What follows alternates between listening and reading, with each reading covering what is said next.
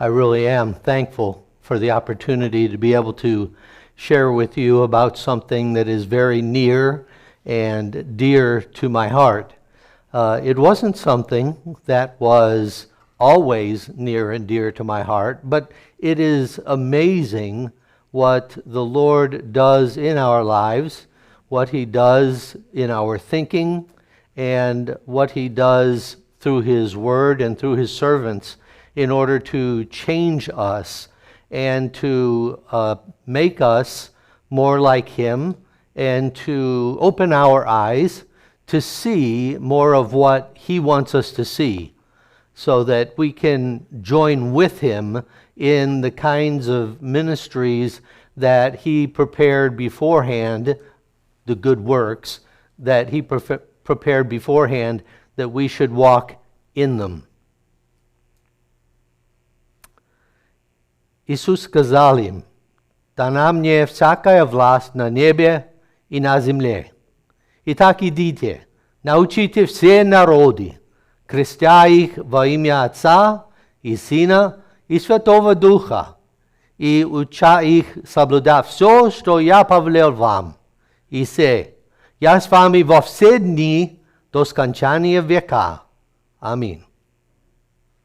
Now, I'm sure that all of you recognize that as Matthew chapter 28, verses 18 through 20, the Great Commission. And no doubt by the second week of your classes here at SIBI, if everything is going well, you already have that memorized. If not, I encourage you to have it memorized by tomorrow, okay? It's one of those scriptures that we really ought to know because it's a biggie, if you will. It's something that when Jesus was leaving, He imparted to His disciples, and it is, in a sense, our marching orders. Now, I share that with you in the language that we learned and used on the field in order to encourage you that when you choose, and if you choose, a life of missions, that you retain within your minds Scripture in the heart language of the people with whom you are working. We obviously are going to want to know that very first phrase when we get to our field. And we all know what that phrase is, don't we? ¿Dónde está el baño? Right? We want to know, where is the bathroom? We learn those kinds of phrases to be able to get around and ask questions. And then from there, we change over to the point and grunt method in order to get what we want or need. But as we progress in the language, let us not simply learn to be able to speak to people and carry on a conversation, but let us store up the Word of God in the language of the people that we are seeking to serve, so that we can have an impact in their lives. And I would also say to you that by doing so, your language skills will greatly increase, especially if you're using an older version of the Scripture and not a modern reading version of the Bible. Well, this morning I get to speak to you about something that I could talk about for hours, and I will not. I promise you, I will not. I have the privilege of speaking to you about our family's mission in Ukraine and what we were able to do there, and what the Lord privileged us to play a role in. And if you will, I will share with you, in a sense, my thoughts concerning the work and the decisions of a reluctant missionary. Now, it is my task to share with you some things about the culture, some things regarding the needs of the people that we found when we arrived on the field, and then what were some of the unique things that we did in order to bring God's answer into that culture and to try and help them begin and encounter Jesus. And I also want you to maybe consider whether Ukraine is the place where God will call you to do mission work someday. But above all, I certainly hope that you will be involved in God's mission wherever He places you. Whether it is in Lubbock, Texas, whether it is in Benjamin, Texas, woo-hoo! Whether it is in another state of this union or anywhere around the world. I hope that you will always pursue God's mission and that you will seek to save that which is lost and to bring people to Him. What you see in the background colors of this slide are the colors of the Ukrainian flag. The blue representing the sky, and the yellow or the golden color at the bottom representing the fields of wheat, for which Ukraine is very well known. It was the breadbasket of the former Soviet Union.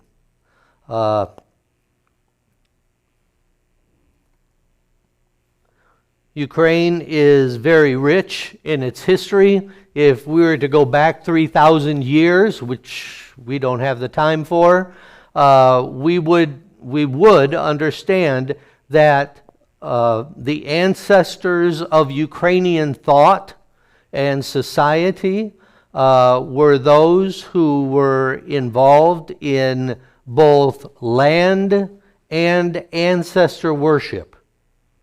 And that permeated their psyche. And when you think about the attachment of a Ukrainian to their land, that's a very important thing. You may remove a Ukrainian person from their homeland, but their heart is still attached to that land. And always will be. The photo of the Cossacks here is a part of the historical thought process of the culture as well. And it is really something that developed later in Ukrainian history over the last really 500 years. But an important point in Ukrainian history would be the year 988 AD, which is considered the Christianization of Kievan Rus. The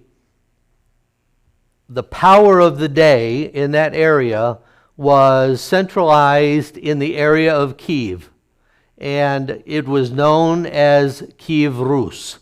Now, with the greater movement of commerce and the use of various rivers, with time it moved from that area and switched to a power base to Moscow.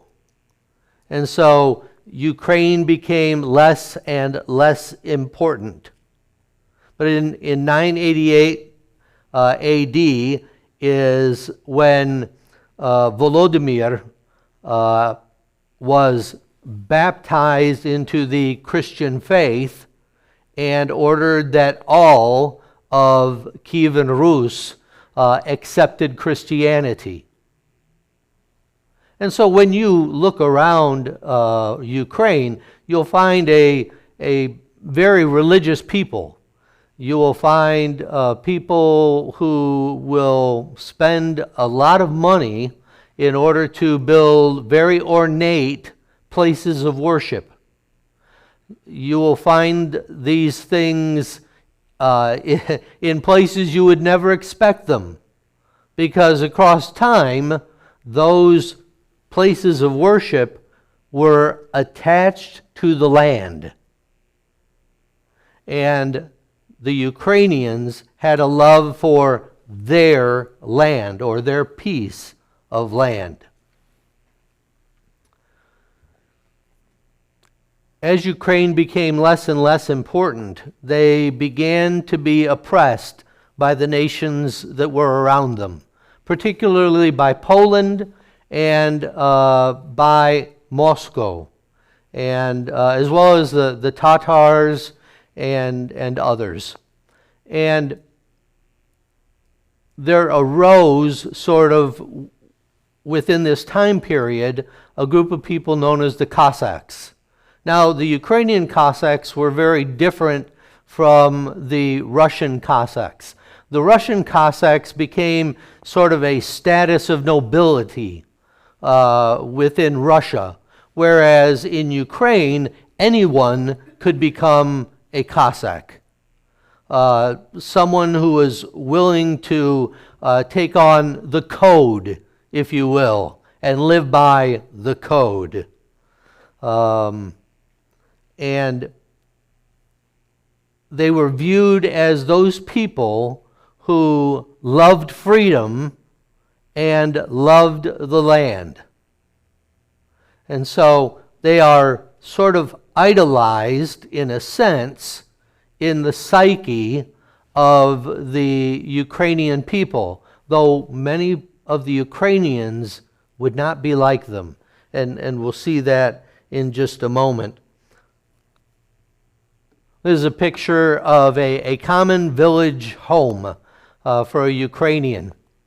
Even until today, within the cities, the largest city being Kyiv in Ukraine, you still have within the mentality of Ukrainians this idea of the peasant farmer.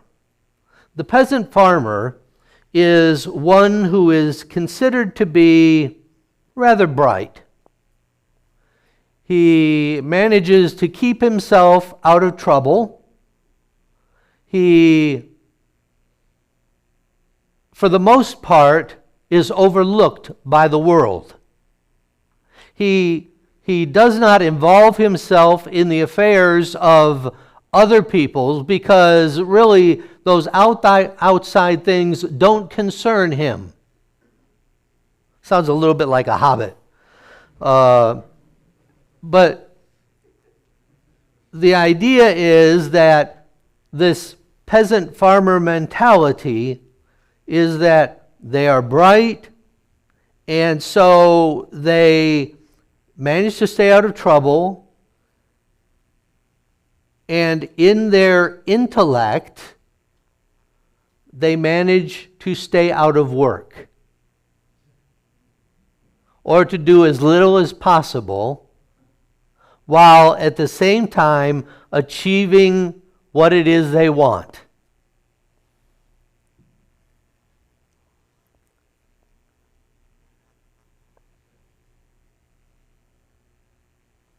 The idea is that more time is devoted to leisure on their land than having to do the work and other things, which across time caused them to lose a lot of their initiative. And so they did not undertake a lot of things. And then consider that they were then ruled by various groups over centuries or a millennia. And imagine what that does to the way people think. So, Ukraine. Here's our first slide to let you know what it looks like. It is about the size of the state of Texas. But its population is a little over 50 million. So the size of Texas, but more people than Texas. Here's another slide to let you see how it looks within Europe itself. It is in Eastern Europe.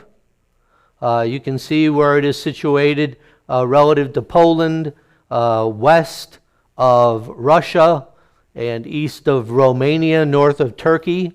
And it shares the Black Sea with Turkey and Russia as well. And this is a language map to let you see what's kind of spoken where. The blue up in the north is primarily Ukrainian that is spoken, while to the far east of Ukraine, Russian is primarily spoken, and then in the middle you have sort of both languages. Now that's important when we consider what happened in 2014 within Ukraine.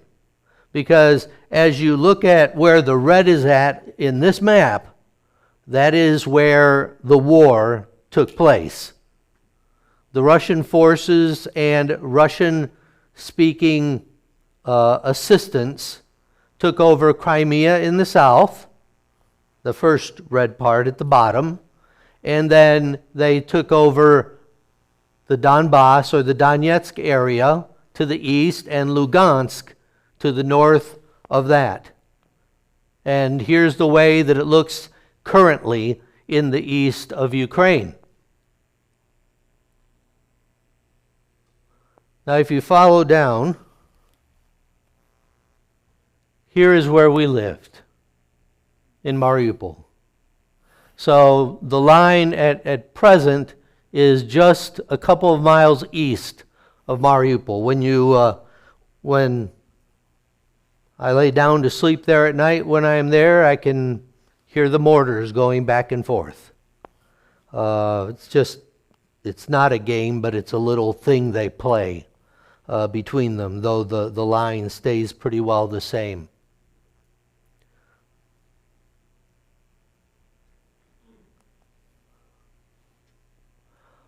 What we sought to do as a family was to bring this community in Mariupol closer to Christ through the sharing of the gospel, which we hoped would be beautified by the lives of God's people, including ourselves. That's what we wanted to accomplish.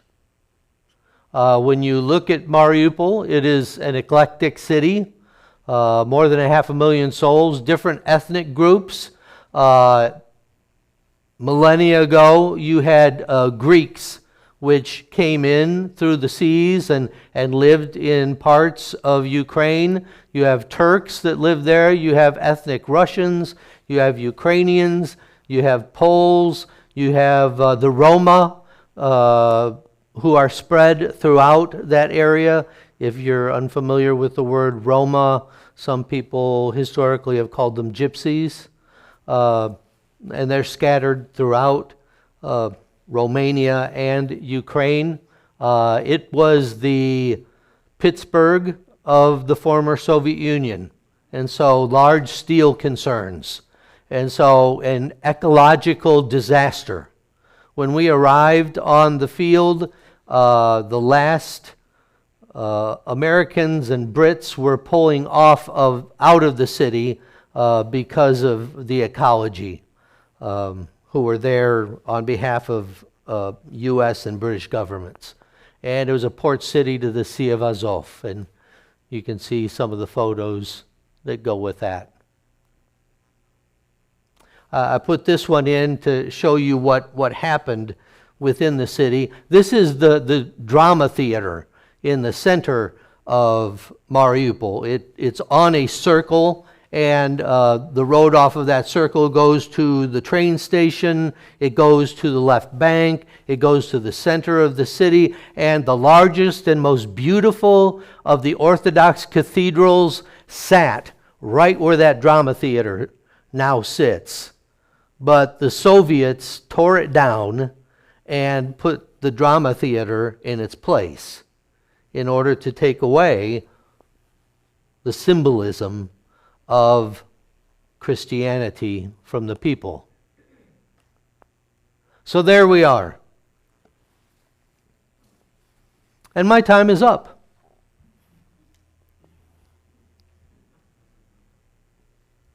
I shared way too much history. We left on my daughter's 13th birthday. We broke all the rules of missiology. My daughter was 13. My son was 10. We were contacted by Truman Scott, former dean of this school, to potentially move over to Mariupol and work there and also teach in the school in Donetsk, which was an hour and a half to the north. And I had no interest in doing so.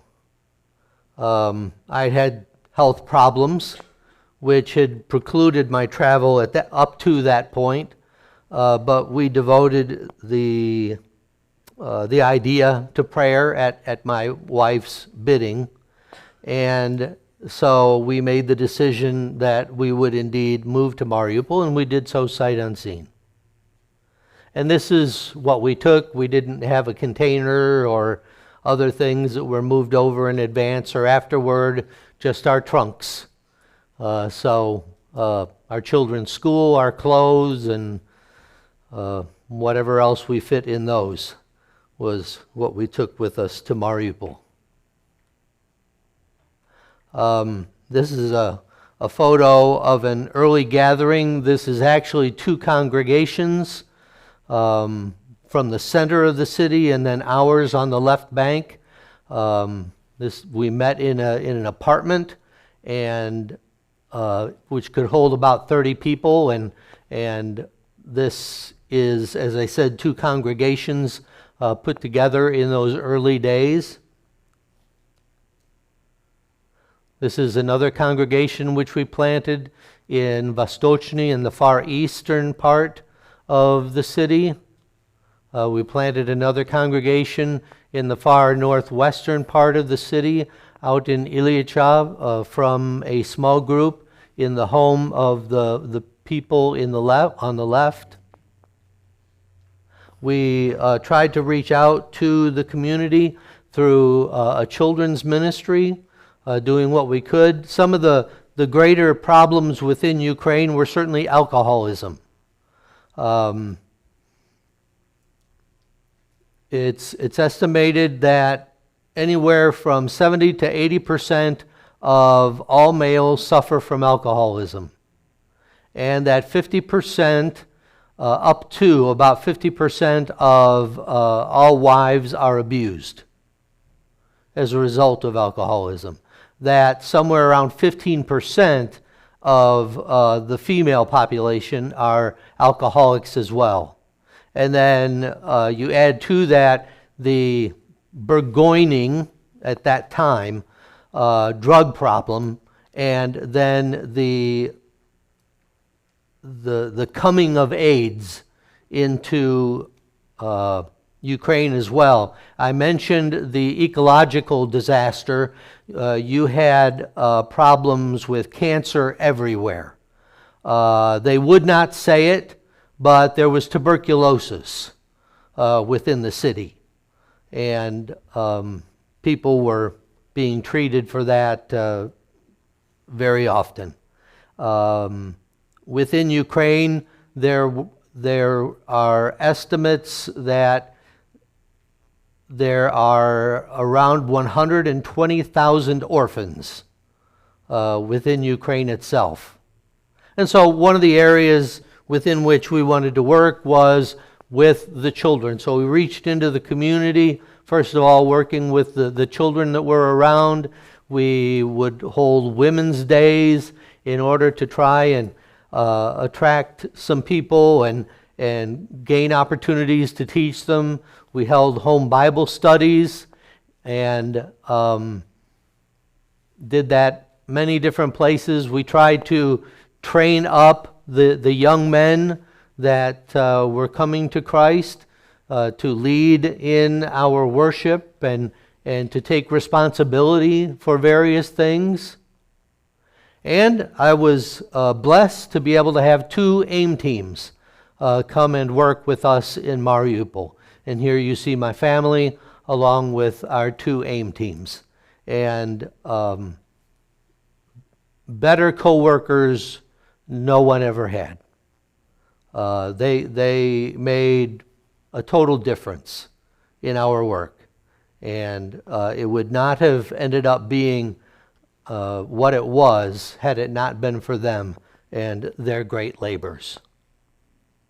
We went to the orphanage and we worked there. We took them humanitarian aid, I set up a computer lab for them, the very first computers that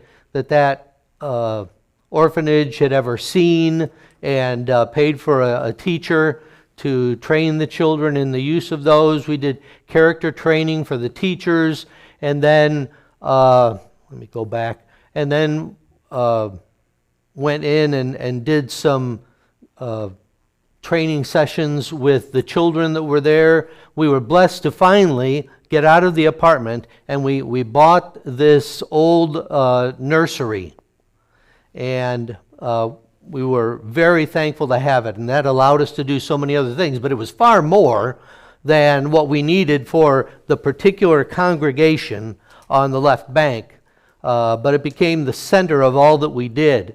And with that building, it allowed us to do more with the orphans. And so I took half of that building and remodeled half of it and turned it into an orphan center, where we took graduates of the orphanage. They would finish the orphanage at about the age of 14 to 15.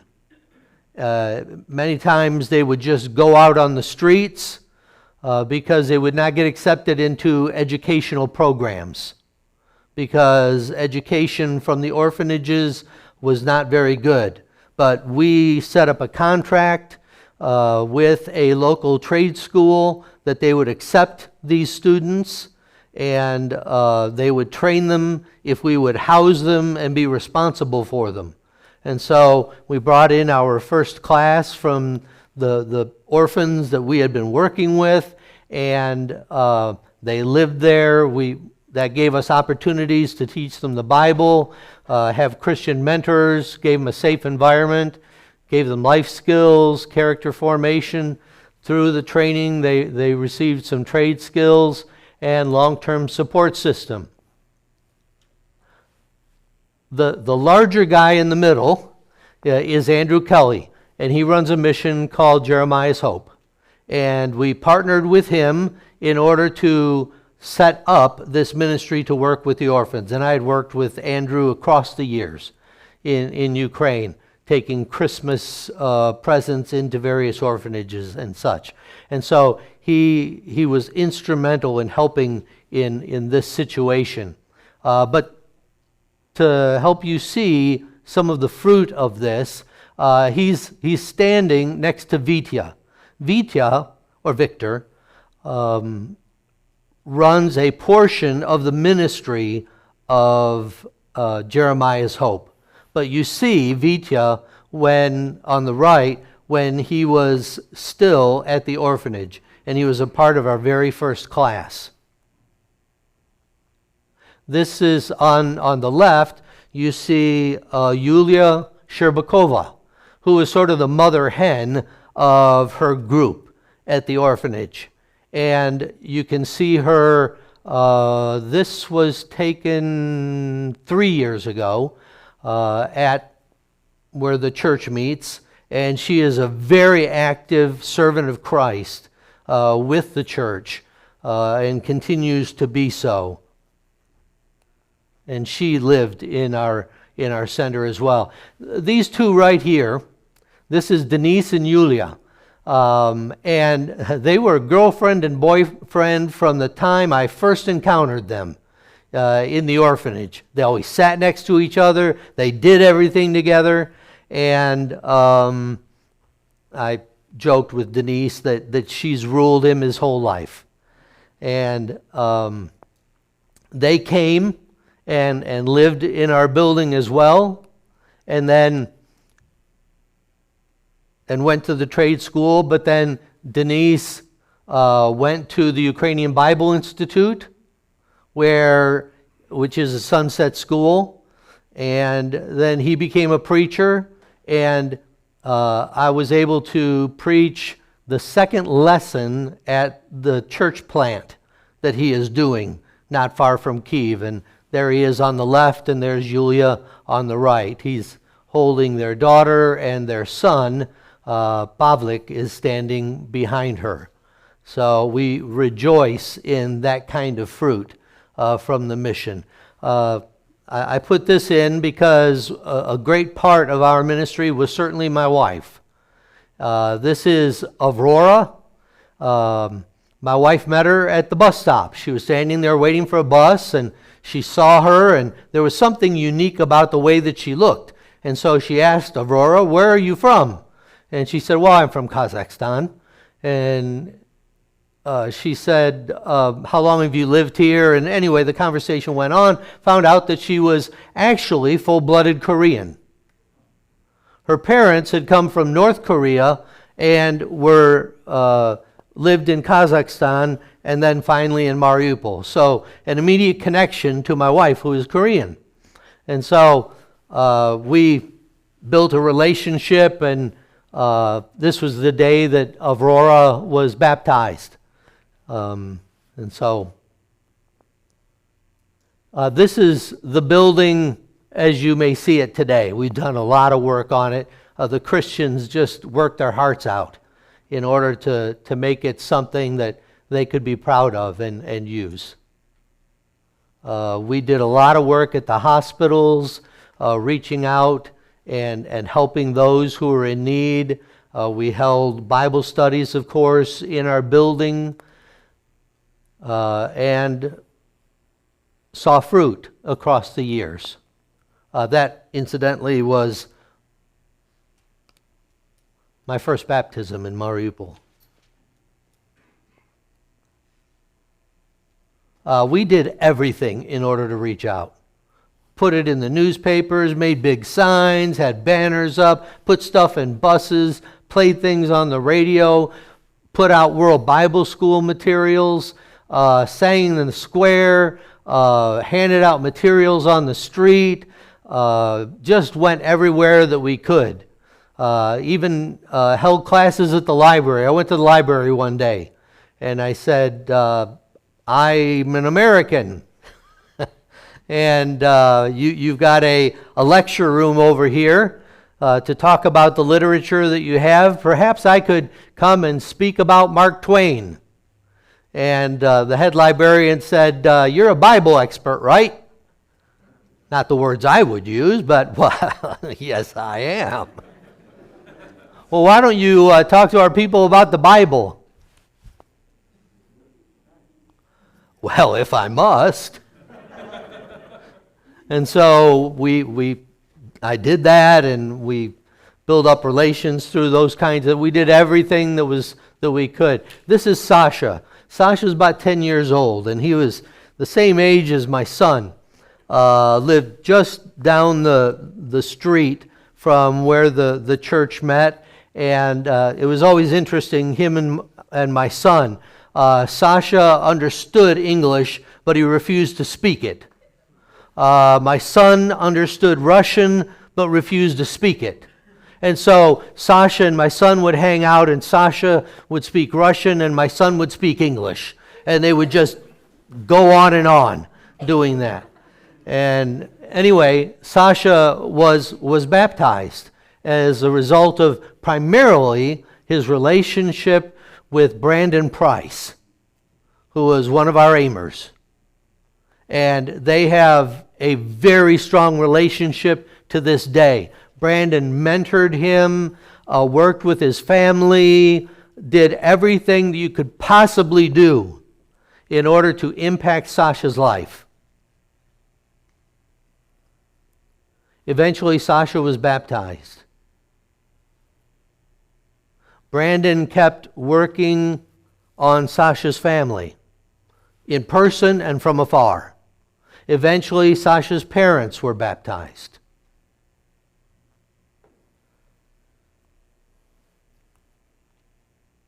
This is Sasha today. He married Nastya, who grew up in our building in Mariupol. Sasha went to the Ukrainian Bible Institute and became a preacher. And he planted a congregation on the edge of Donetsk until the war came. And then he moved to Kharkiv and worked with the church plant there. And now he is living in the Kyiv area, working to plant another congregation. Wonderful fruit that God has given. So through whatever means we tried to bring people to Christ, and sometimes through whatever means we had to try and work to see them baptized into Christ.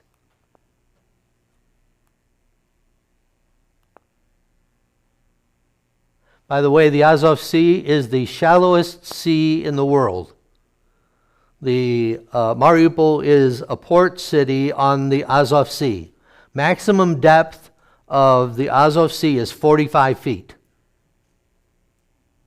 You have to walk out a half mile if you're going to baptize someone standing up.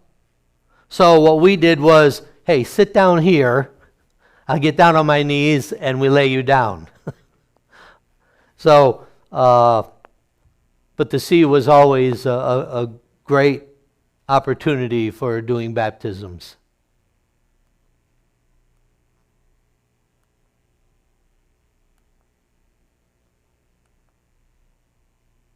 I also taught at the Ukrainian Bible Institute for 21 years. And that was and has been a highlight of my life. This is Christina. She was one of my students. Christina was an orphan. She was walking home from a youth event when she was 13 years old, when she was attacked by a man and raped.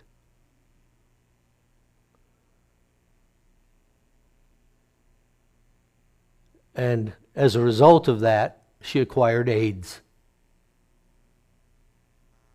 And a few years later, it took her life. But really, one of the greatest servants and people with one of the most wonderful attitudes that I have ever known.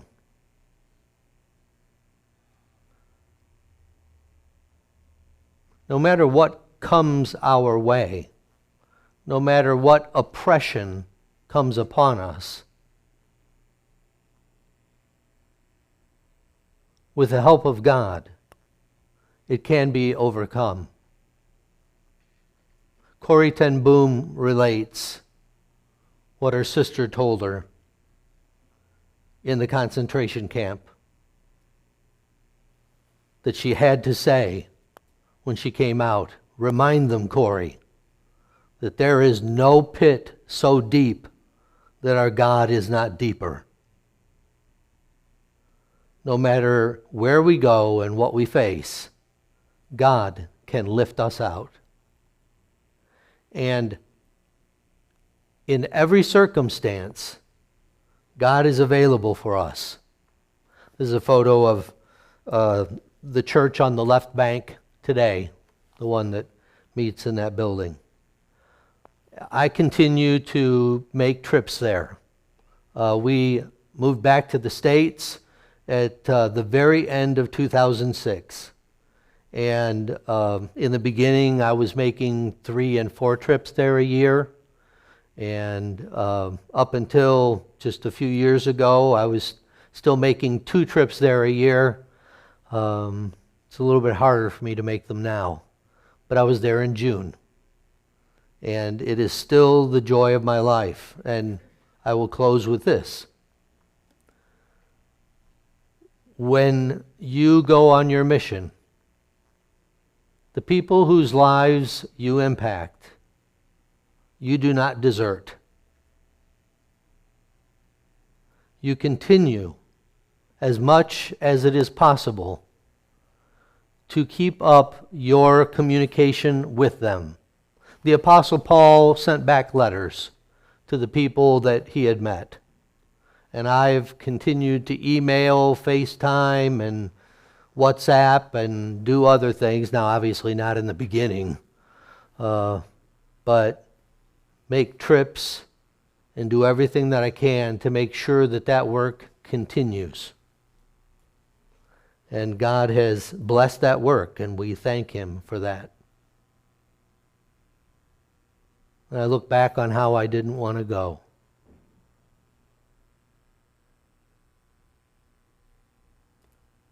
And even to this day, there is no place I would rather be. I hope that God will call and use you, and that you will have what I have enjoyed. And I hope you'll go to Ukraine and have it.